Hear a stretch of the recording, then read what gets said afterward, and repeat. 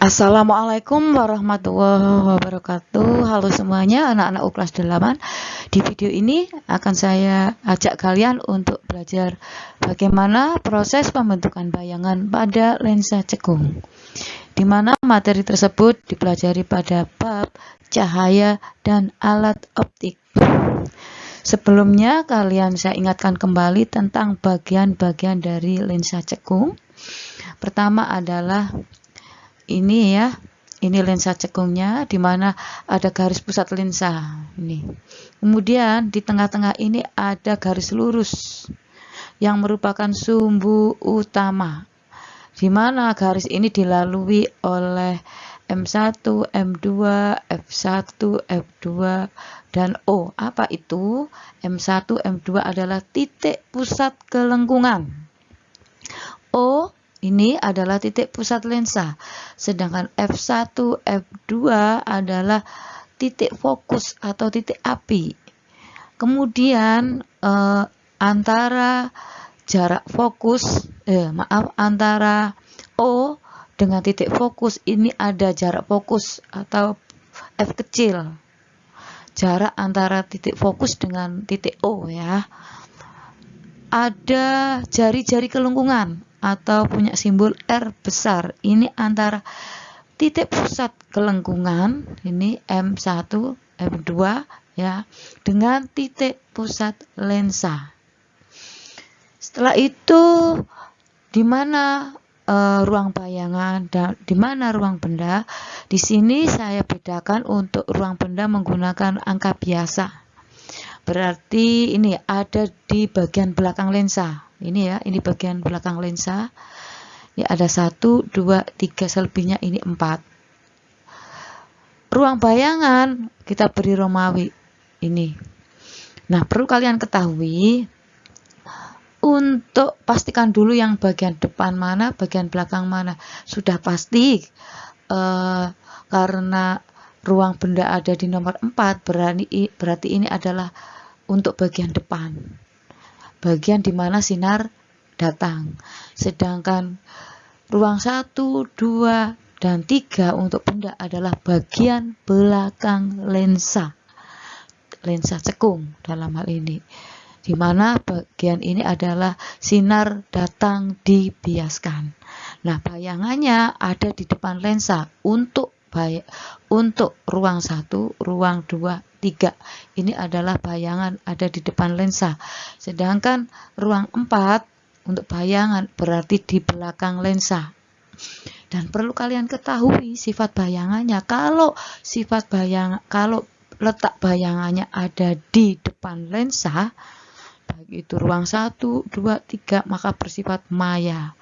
Dan sebaliknya kalau bayangan itu di ruang 4 ini, maka nyata. Gandengannya ini sudah satu paket ya. Kalau maya pasti tegak.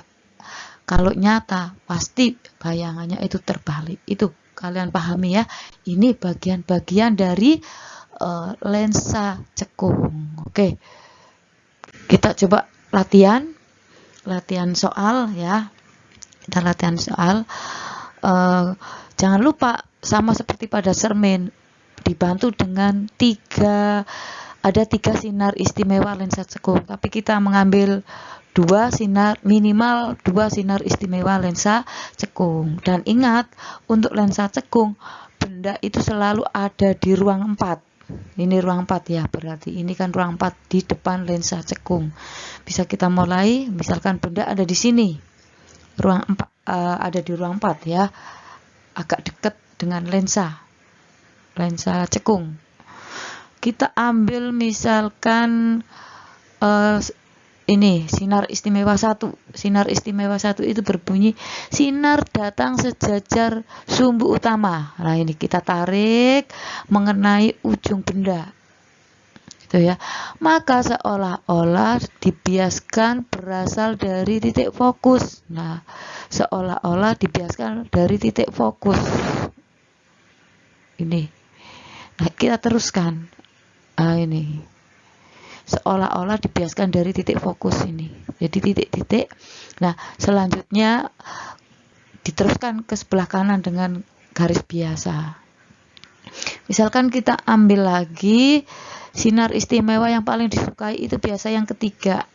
Ini sinar datang melalui pusat optik lensa, maka akan diteruskan tapi tidak dibiaskan. Misalkan ini. Nah, ini ya. Melalui titik pusat lensa, maka tidak terjadi pembiasan tapi diteruskan. Oke, paling gampang. Nah, di mana letak bayangannya? Ya, lihat sudah ada terbentuk titik perpotongan belum? Tentunya ini ada. Inilah letak bayangannya. Nah, itu. Nah, sekarang kita tinggal menentukan sifat bayangannya. Ini, bayangannya tegak. Ingat ya, kalau di depan lensa tegak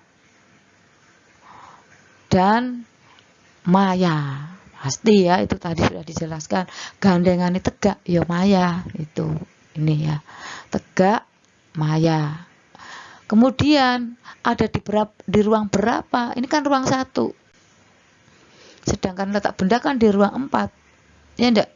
Ini kan letak benda di ruang 4. Bayangannya ada di ruang 1, berarti diperkecil. Jelas? Oke, kita lanjut. Coba latihan soal yang kedua. Nah, ini latihan soal yang kedua. Misalkan saya letakkan benda agak jauh. Ya, ini benda agak jauh, tepat di kelengkungan. Oke, jauh. Kita ambil sinar istimewa 1, minimal 2 ya. Kalau mau ambil 3 silahkan. Seperti biasanya, mengenai ujung dari benda. Itu ada di ruang 4, jangan lupa ya. Lensa cekung, benda selalu ada di ruang 4. Kemudian coba sinar istimewa 1 berbunyi, sinar datang sejajar sumbu utama. Ini ya, sinar datang sejajar sumbu utama. Maka seolah-olah dibiaskan berasal dari titik fokus seperti ini. Nah, beri titik-titik karena seolah-olah dari titik fokus. Diteruskan ke belakang. Nah, ini belum menemui titik potong. Kita ambil sinar datang yang kedua. Kita coba sinar istimewa yang kedua ya. Di mana sinar istimewa yang kedua berbunyi, sinar datang seolah-olah menuju titik fokus. Nah, coba. Nah, menuju titik fokus. Berarti ini. Nah, titik fokus. Ini kita selebihnya titik-titik. Karena seolah-olah melalui titik fokus. Ya, ini sudah menemui, perhatikan, menemui titik potong sinar bias. Sudah ini. Nah, inilah letak bayangannya. Tapi mohon maaf. Ini di apa namanya? Maaf ya. Sinar datang. Maaf. Sinar datang yang kedua, sinar datang seolah-olah menuju titik fokus. Nah, seolah-olah menuju titik fokus. Nah, ini seolah-olah menuju titik fokus. Ini sinar datang seolah-olah menuju titik fokus. Ambil sini ini. Sejajar, maka akan dibiaskan sejajar sumbu utama. Ini loh yang ini ya nak ya. Ini sinar datang seolah-olah menuju titik fokus, itu yang ini. Seret.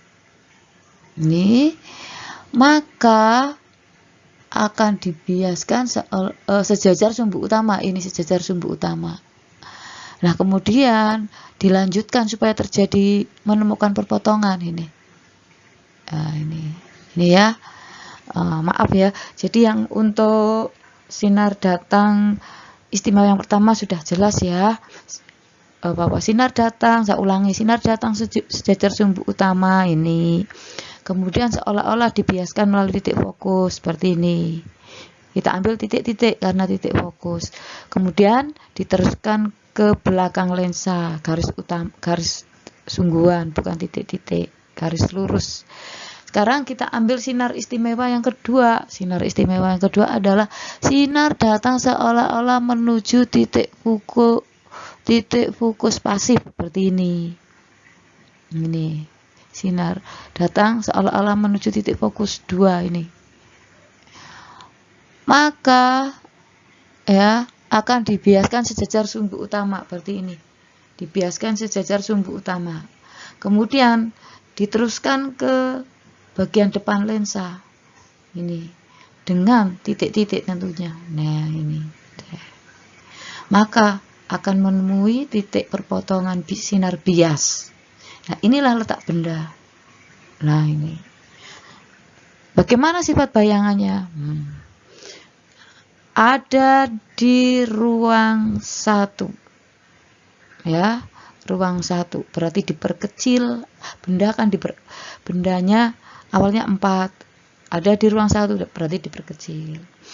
Kemudian perhatikan, saya ingat kembali kalau bayangannya ada di ruang 1, 2, 3 adalah maya. Maya gandengannya tegak. Nah maya tegak ya, enggak, maya dengan tegak ini tegak karena bisa dikatakan sejajar sumbu utama ya, jadi dikatakan tegak itu karena sejajar sumbu utama.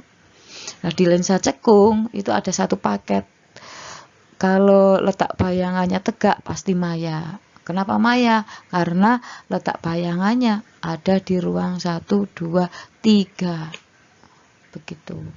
Untuk yang lainnya sudah saya jelaskan di awal tadi ya. Oke, itu anak-anak, mohon maaf bila ada kekeliruan, tapi sudah saya ralat tadi ya. Mohon maaf, semoga kalian ada kepuasan dan bermanfaat untuk memotivasi kalian belajar tentang IPA. Oke, terima kasih, sampai jumpa pada video berikutnya. Wassalamualaikum warahmatullahi wabarakatuh.